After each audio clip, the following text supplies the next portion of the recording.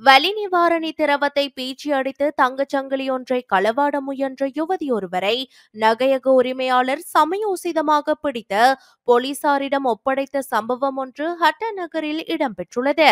இதுகுறித்து தெரிய வருவதாவது, ஹட்டன் நகரில் 2ஆம் பிரதான வீதியில் அமைந்துள்ள நகையகம் ஒன்றில் நேற்று முன்தினம் இரவு அதன் உரிமையாளர் கணக்கு வழக்குகளை பார்த்து கொண்டிருக்கும் போது யுவதி ஒருவர் தங்கச்சங்கிலி கொள்வனவு செய்ய வருகை தந்துள்ளார். சங்கிலி ஒன்றை அவருக்கு காட்டிய நகையக உரிமையாளருக்கு மேற்படி யுவதியின் நடவடிக்கைகளில் சந்தேகம் ஏற்பட்டுள்ளது.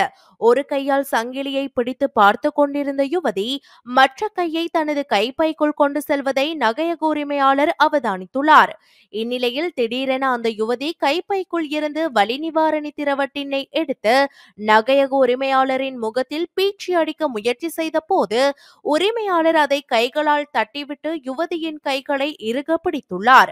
பின்பு வீதியில் சென்றவர்களை உதவிக்கு அழைத்து நடந்த சம்பவத்தை கூறியுள்ளதுடன் குறித்த யுவதியை போலீசில் ஒப்படைக்க நடவடிக்கை எடுத்துள்ளார். ஹட்டன் போலீசாருக்கு இது குறித்து அறிவிக்கப்பட்டதுடன் அவர்கள் நகையகத்துக்கு சென்று குறித்த யுவதியை கைது செய்து விசாரணைக்காக அழைத்து சென்றுள்ளனர்.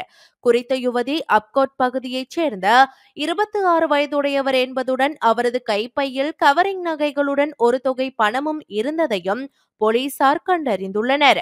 குறித்த யுவதியுடன் வேறு நபர்கள் வருகை தந்தார்களா, இதற்கு முன்பு இவர் மீது குற்றச்சாட்டுகள் எதுவும் பதிவாகியுள்ளதா என்பது குறித்து ஹட்டன் போலீசார் விசாரணைகளை ஆரம்பித்துள்ளனர்.